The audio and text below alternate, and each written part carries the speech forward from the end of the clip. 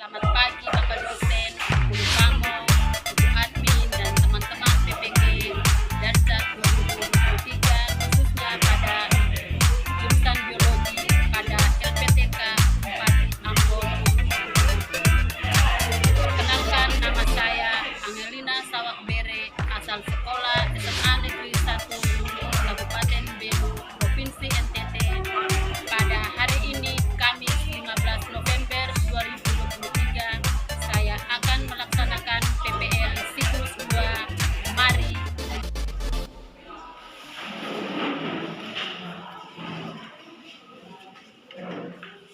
berikan salam.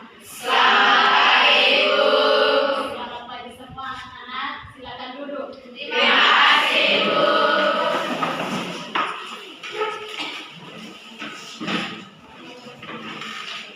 Apa kabar? Baik. Sehat? Sehat. Masih semangat? Masih. Oke, kalau gitu hari ini kita mulai dengan pelajaran belajar. Kita lanjut dengan materi minggu lalu. Bisa? Bisa. Oke, sebelum kita mulai dengan materi kita, kita satu kali tepuk semangat dulu. Semangat pagi. Satu kali lagi, semangat pagi. Semangat. Nama Bapa, Dalam Bapa dan Putra dan Roh Kudus, amin.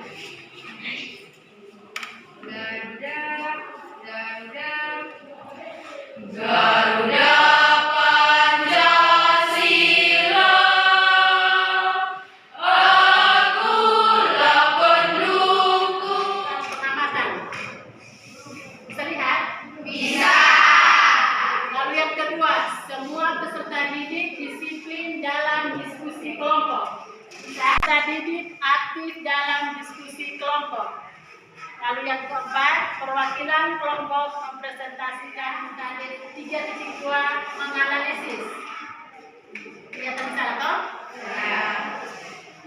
KD 3.2 menganalisis berbagai tingkat keanekaragaman hayati di Indonesia beserta ancaman dan kelestariannya. Itu KD-nya. KD yang kita bahas pada pagi hari ini. Lalu yang berikut, indikator pencapaian kompetensi atau IPK-nya dari KD ini. Itu yang pertama, mengidentifikasi flora dan fauna di Indonesia. Lalu yang kedua, menganalisis upaya dan ancaman terhadap keanekaragaman hayati. Lalu yang ketiga, menganalisis manfaat keanekaragaman hayati di Indonesia. Lalu yang berikut, tujuan pembelajaran. Peserta didik mampu mengidentifikasi flora dan fauna di Indonesia berdasarkan kegiatan kajian literatur dan diskusi kelompok dengan tepat.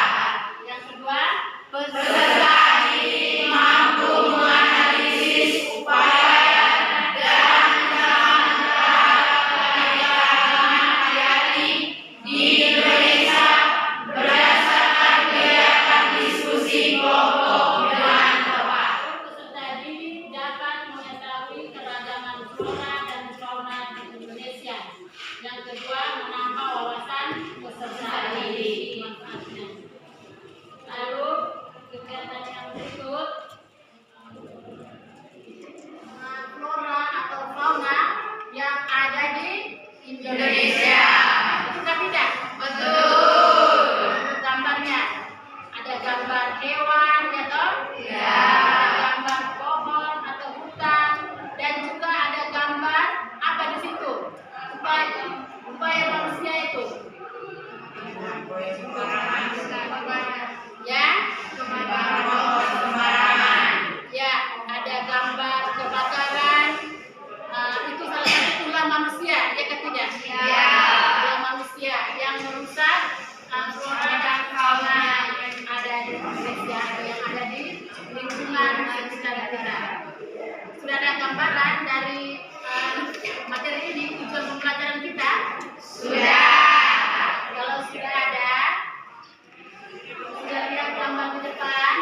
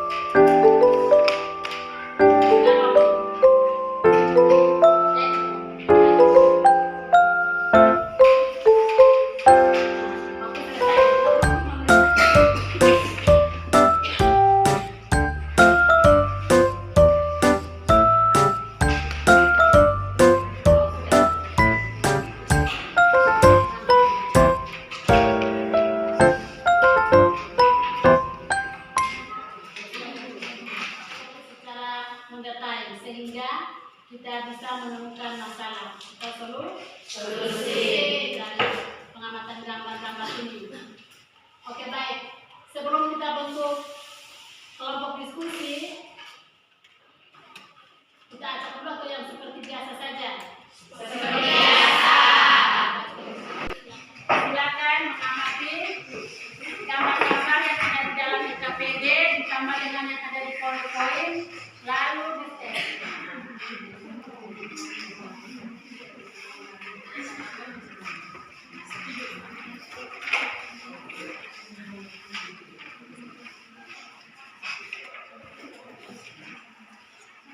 Kelompok 1 cerita tentang apa materinya?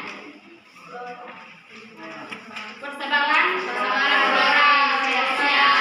Ya, silakan. Kelompok 2 Persebaran fauna di Indonesia. kelompok 3 upaya Pelestarian keanekaragaman hayati dan manfaat keanekaragaman hayati. jangan salah tempel ya. Sesuai dengan materinya masing-masing.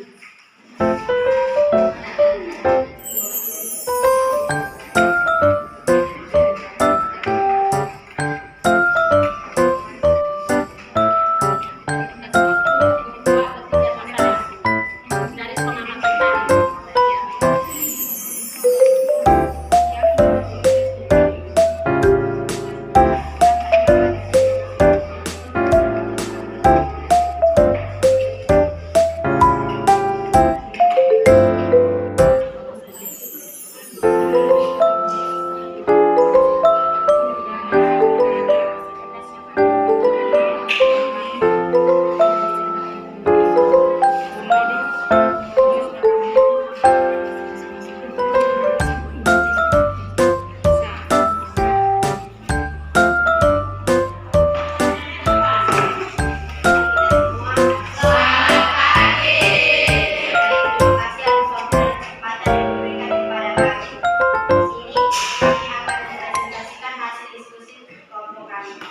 Sebelumnya izinkanlah saya untuk memperkenalkan nama lengkap saya Fransisa Supriyana ini, kelas 10 alam. Saya bertugas sebagai moderator.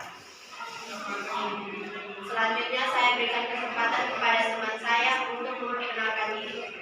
Baik, terima kasih atas waktu dan kesempatan yang diberikan.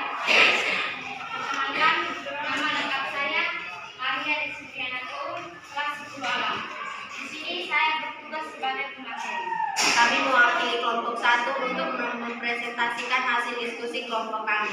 Kepada pemateri, waktu dan kesempatan saya berikan. Mari.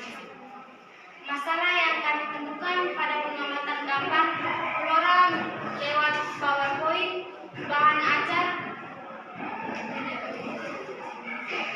dan internet yaitu: 1. Mengapa keanekaragaman flora di Indonesia termasuk dalam kawasan flora Malaysiana? Bagaimana persebaran flora di Indonesia? Jawab. Keanekaragaman flora di Indonesia termasuk dalam kawasan flora Malaysiana karena sebagian besar flora di Indonesia merupakan flora endemik yang meliputi campuran daerah Malaysia dan campuran Indonesia. Berdasarkan pendekatan geografi, Indonesia terletak antara dua benua besar, yaitu benua Asia dan benua Australia. Artinya, kepulauan Indonesia dilintasi oleh dua pusat persebaran biota, Asia dan Australia. Yang kedua, jelaskan apa yang dimaksud dengan kawasan Malaysiana serta sebutkan flora endemik. Jawab. Kata Malaysiana mengandung arti suatu batasan kawasan geografis persebaran tumbuhan yang daerahnya meliputi wilayah Indonesia, Malaysia, Singapura, Brunei Darussalam, Filipina, Papua Nugini, dan Timur Leste. Contoh flora Malaysiana adalah merah lantik, durian, matoa, dan salam. Sekian presentasi dari kelompok kami. Sekarang kami memberikan kesempatan kepada kelompok 2 dan 3 untuk bertanya. Waktu dan kesempatan saya berikan. Teman-teman yang sudah presentasi untuk moderator dan pemateri, kasih tepuk tangan dulu. Dari kelompok lain yang mau bertanya silakan. Kelompok 1 kasih waktu. Baik, terima kasih atas kesempatan yang diberikan kepada saya. Saya mewakili kelompok 2 atas nama Marcelina Mamince Semau. Saya ingin bertanya kepada kelompok 1. Sebutkan dan jelaskan beberapa contoh jenis flora di Indonesia yang merupakan spesies langka. Sekian dan terima kasih. Terima kasih atas kepada saya. Di sini saya akan menjawab pertanyaan dari kelompok 2 atas nama teman Mince. Sebutkan dan jelaskan beberapa contoh jenis flora di Indonesia yang merupakan spesies langka. Berikut beberapa contoh jenis flora di Indonesia yang merupakan spesies langka, yaitu 1. Bunga bangkai. Bunga bangkai merupakan tumbuhan endemik dari Sumatera yang dikenal dengan bunga masih terbesar. Yang kedua, Padma raksasa. Padma raksasa merupakan tumbuhan parasit yang terkenal karena ukuran bunga yang besar, bahkan merupakan bunga terbesar di dunia. Bunga ini pertama kali ditemukan pada tahun 1818 di hutan tropis Bengkulu, Sumatera. Yang ketiga, Edelweiss Jawa. Edelweiss Jawa merupakan tumbuhan endemik zona alpina atau montana di berbagai pegunungan tinggi Nusantara. Yang keempat, daun payung. Daun payung adalah salah satu tanaman di Sumatera Utara. Tanaman ini tidak tahan terhadap paparan sinar matahari, sehingga tanaman ini sering ditemukan tumbuh di antara pepohonan lebat. Yang kelima, ulin. Ulin merupakan tumbuhan endemik pohon besar yang disebut dengan pohon besi dan merupakan tumbuhan khas dari Kalimantan. Ulin termasuk jenis pohon besar yang cukup sulit untuk diperkembangbiakan sehingga populasinya menurun. Sekian dan terima kasih. Apakah masih ada tanggapan dari kelompok lain? Terima kasih atas kesempatan yang diberikan kepada saya. Saya akan memberikan sebuah tanggapan kepada kelompok 1 atas nama Candida Cistriacoli. Mengapa tumbuhan endemik hanya ada di daerah tertentu saja seperti Sumatera dan Jawa? Terima kasih. Kelompok 1. Mengapa tumbuhan endemik hanya ada di daerah Sumatera saja? Apakah masih ada di daerah lain? Mengapa tumbuhan endemik hanya ada di daerah tertentu saja seperti Sumatera dan Jawa? Jawab. Karena di daerah Sumatera menjaga kelestarian dari tumbuhan endemik ini, sehingga tumbuhan ini masih bertahan sampai sekarang dan tidak punah. Sekian dan terima kasih. Apakah masih ada pertanyaan dari kelompok lain? Kelompok 3 ya? Kita kasih tepuk tangan untuk kelompok 3 dulu. Terima kasih atas kesempatan yang diberikan kepada kami. Saya dari kelompok 3 ingin bertanya kepada kelompok 1 atas nama Brian Barnabas Benedetto. Apa yang terjadi apabila salah satu flora dan fauna akan punah atau terganggu? Silakan kelompok 1. Langsung menjawab. Kelompok 1 sudah siap. Baik, terima kasih atas waktu dan kesempatan yang diberikan kepada saya. Saya dari kelompok 1 atas nama Stefania Besapoy. Saya akan menjawab pertanyaan dari kelompok 3 dari saudara Brian. Apa yang akan terjadi apabila salah satu flora akan punah atau terganggu? Karena gunanya flora akan menimbulkan tumbuhnya rantai makanan. Hal ini akan berpengaruh besar pada keseimbangan ekosistem di bumi, di mana semua produsen dan sebagian besar konsumen hilang dari ekosistem, membuat ekosistem di bumi terganggu. Sekian dan terima kasih.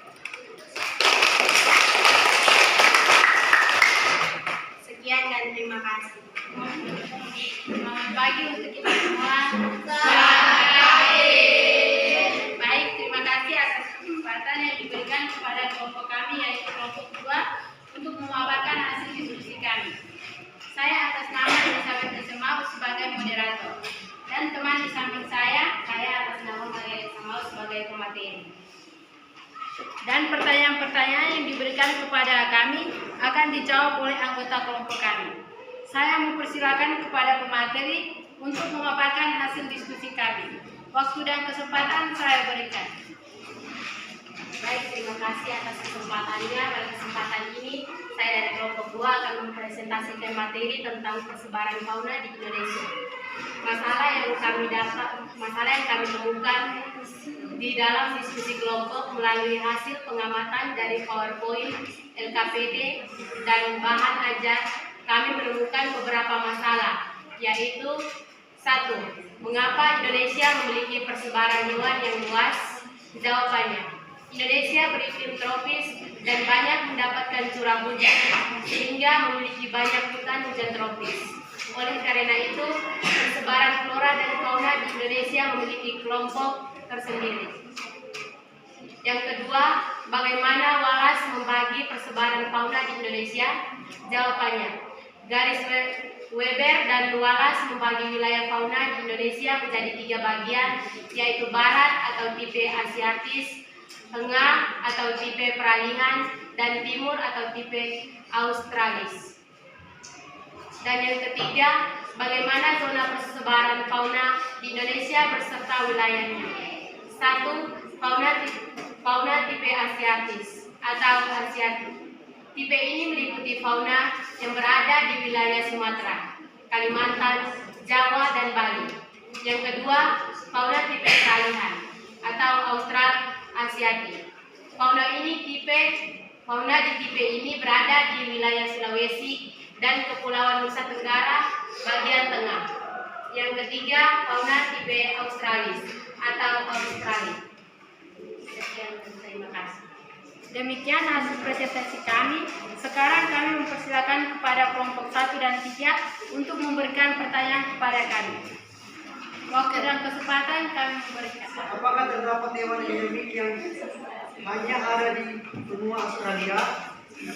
Terima kasih kepada kelompok 1 yang sudah bertanya. Terdapat hewan endemik yang hanya ada di benua Australia.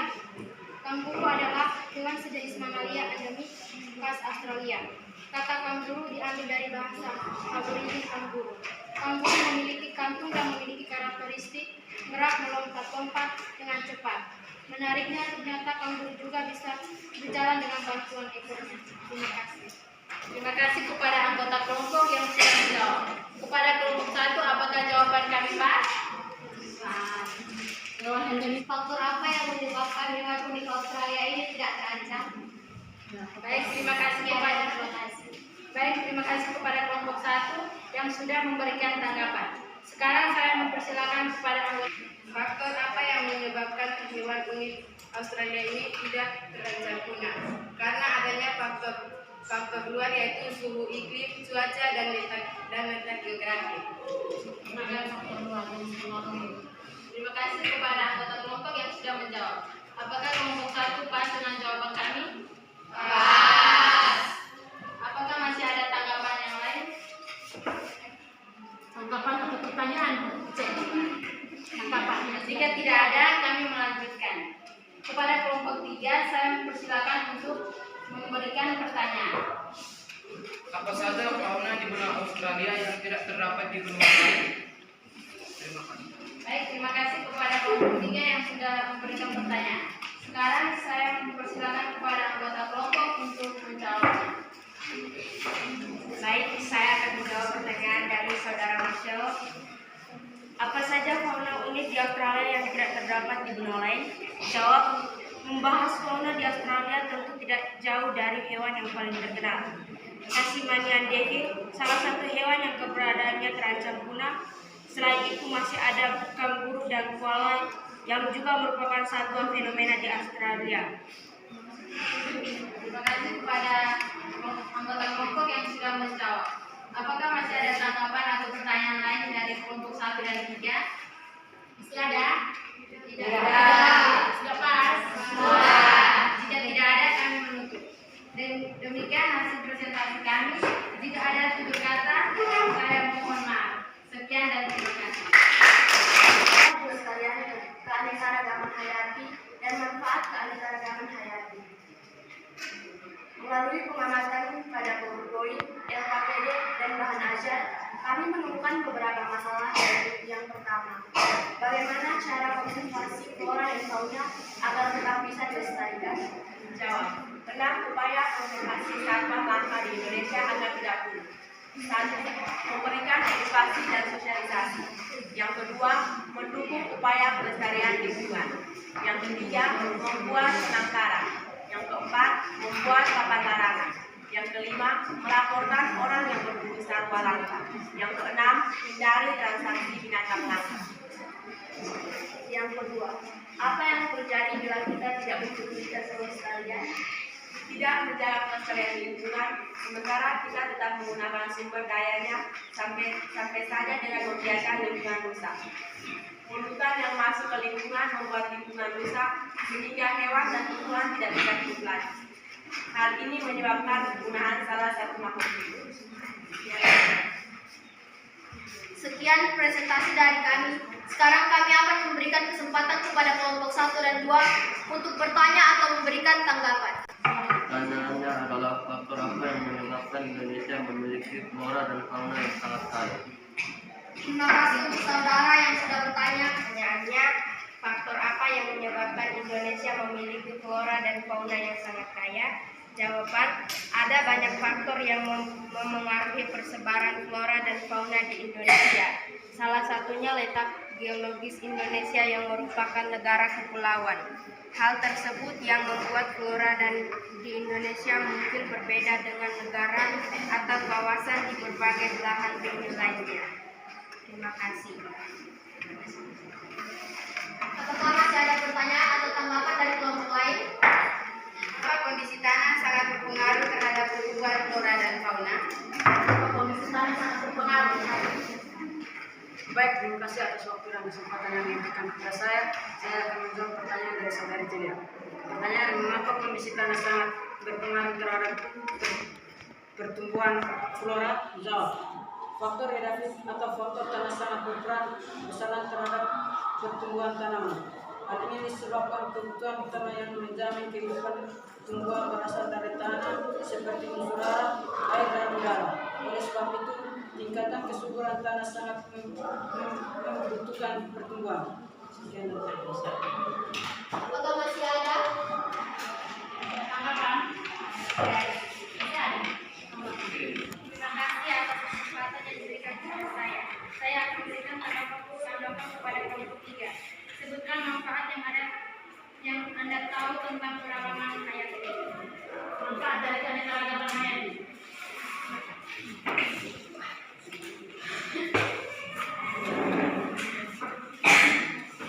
Manfaat keanekaragaman hayati. A. Keanekaragaman hayati sebagai sumber pangan. B. Keanekaragaman hayati sebagai obat-obatan. C. Keanekaragaman hayati sebagai kosmetik. D. Keanekaragaman hayati sebagai sandang. E. Keanekaragaman hayati.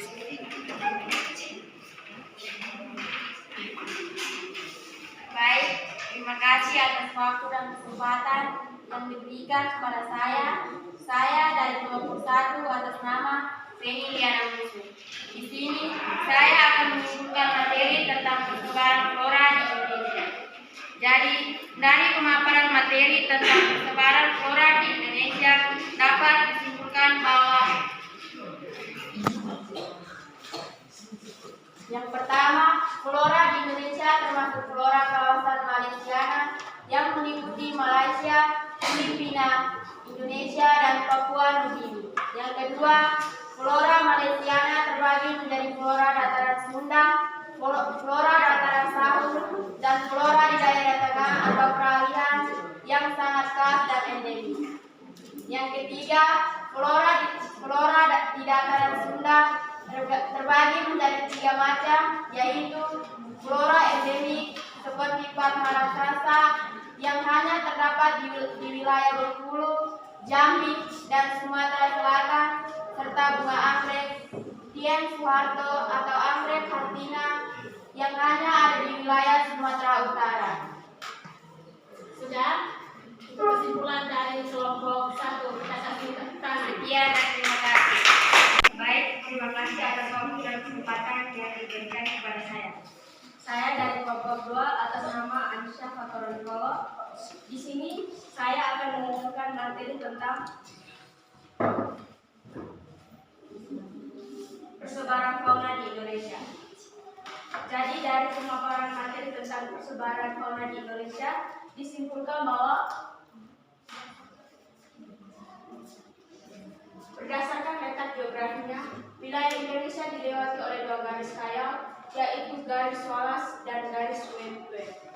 Kedua garis khayal ini menyebabkan terjadinya perbedaan persebaran hewan atau fauna di Indonesia. Penyebaran fauna di Indonesia dipengaruhi oleh aspek geografi dan peristiwa geologi.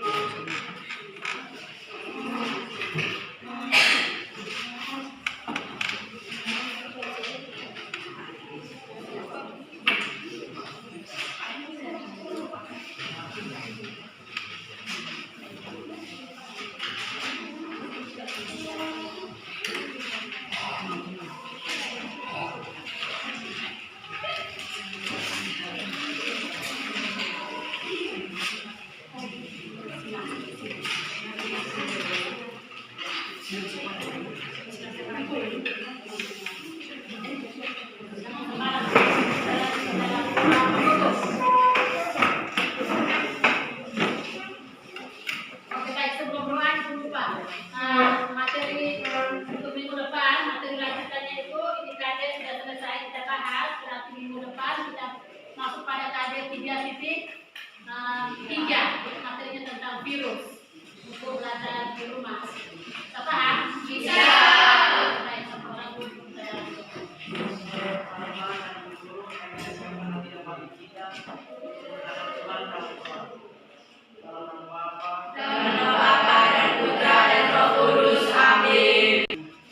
Tuhan yang amat yang maha baik, sekarang kami ingin berdoa, jaga bimbinglah kami di setiap aktivitas selanjutnya. Ya Tuhan, semua doa dan permohonan ini kami sampaikan kepada melalui perantara Kristus Tuhan kami. Amin.